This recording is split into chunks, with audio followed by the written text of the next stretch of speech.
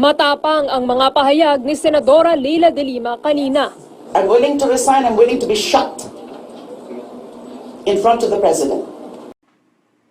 Hi Maharlikans! Hello po mula Luzon, Visayas, Mindanao at Sabah at sa lahat po ng mga Filipino and OFWs all over the world. Mabuhay po tayong lahat. Ngayon po, pag-usapan natin ang nag-trending na dilimaw na kung saan po ay kung todo po ang kanilang paghihingi ng suporta sa kanilang mga yellow cards na followers. Unang-una po, ang gusto kong sabihin sa mga nagmamaliit kay President Duterte na sinasabi po nila na ang mga nahuhuli lang daw po na isda ni President Duterte ay maliliit.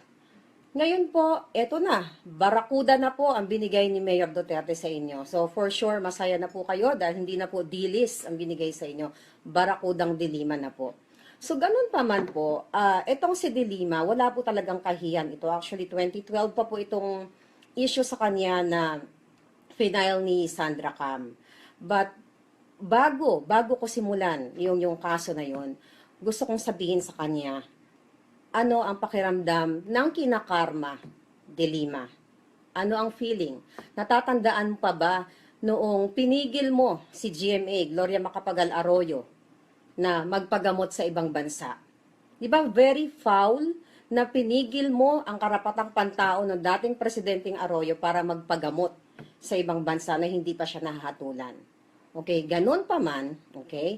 Yung sinasabi mong very foul,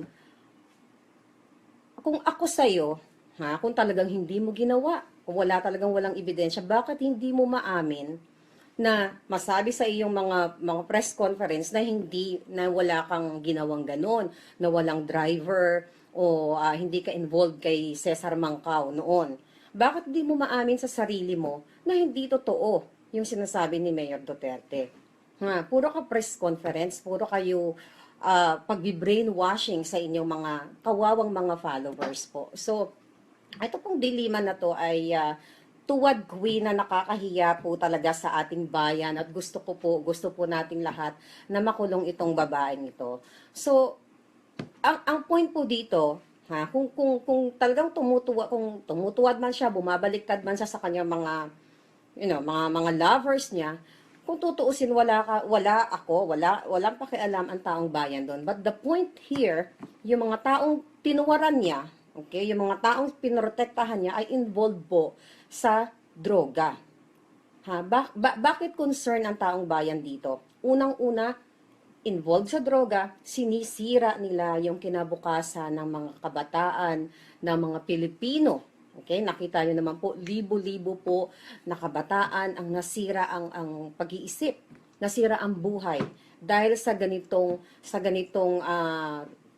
gawain ng mga kultong dilaw.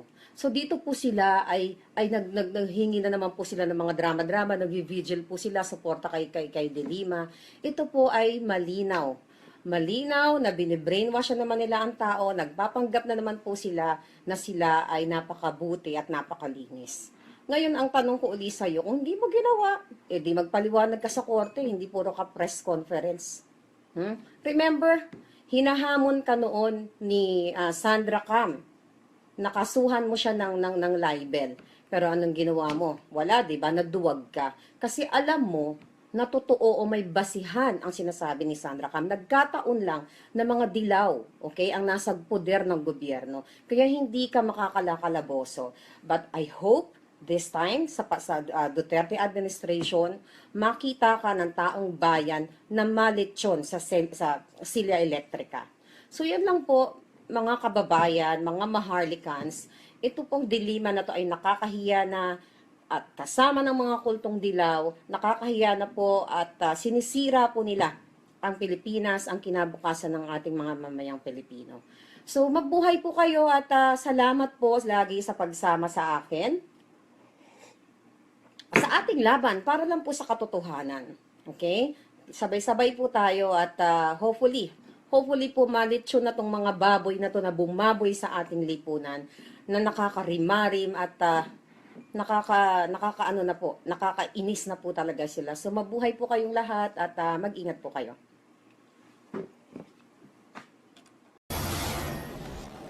Buong pagmamalaki ni Pangulong Duterte, mayroon daw siyang ebidensya laban kay Senador Laila de Lima.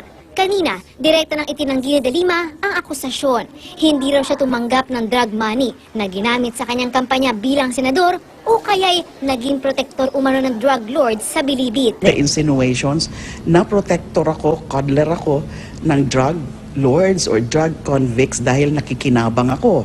Either I'm in their payroll, sabi nila, or nag-contribute sila sa campaign funds ko. Ilang beses ko na po yan dineny. So I'm denying it again. That's an absolute lie. That's completely false.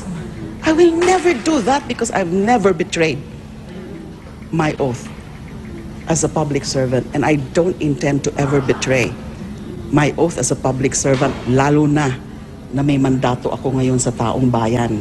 Ang mga akusasyon ni Duterte, una, immoral daw si de Lima dahil nakikiapid sa kanyang driver na may asawa. At pangalawa, ang driver daw niya ang bagman ni de Lima ng pera mula sa droga. Itinanggi ni de Lima ang akusasyon tungkol sa droga. Pero aminado siya na may kaunting katotohanan sa sinabi ni Duterte. May konting totoo dyan, pero karamihan ho dyan, exaggerations, distortions, and lies. And foremost of the lies, itong sinasabi na may nangungulekta para sa akin sa Bilibid. That is an absolute lie.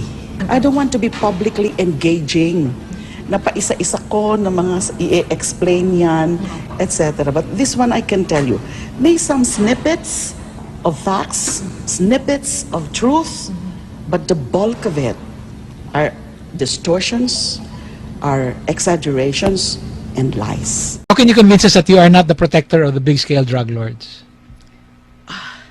Sorry, but from Chochi Kizo.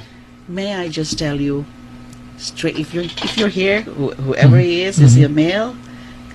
I'm Kung excited to nandito tell pa kayo from sa the... harap ko, I will look at you straight in the eye and I will tell you that's a complete lie.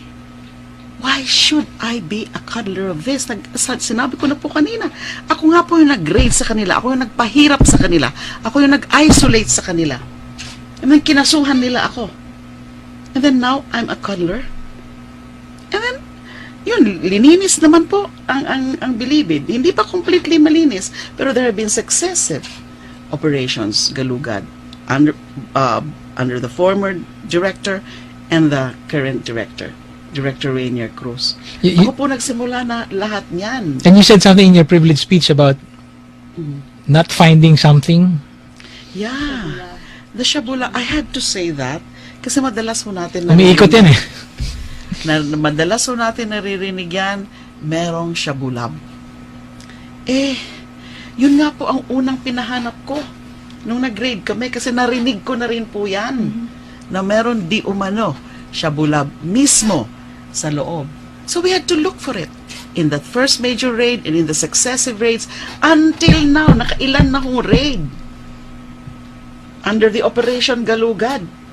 Wala naman pong nahahanap na Shabulab. Because you know, it's unless each and every soul in that penitentiary are in cahoots with each other, hindi naman ho basta-basta matatago yung Shabulab na aamoy siyempre yan. So there is no such thing. Kasi, anong naging problema sa Bilibid? Because these drug convicts were controlling the drug trade from within. They need not manufacture those drugs from within. If they have to manufacture those drugs, it would be in volumes. You know, ano nangyayari? May ilan-ilan na nakakapasok ng mga sachet-sachet, you know, dahil sa pakikipagkuntsaba sa mga prison guards, na madali naman kasi silang mga nabibili, nababribe, you know. nakakapasok ilan-ilan for the personal use of drug inmates who are drug addicts, also are users within. Pero to say na nanggagaling ang droga sa loob at yun ang binibenta sa labas, minamanufacture pa, they don't need that kasi nga dati nang may mga drugs sa labas.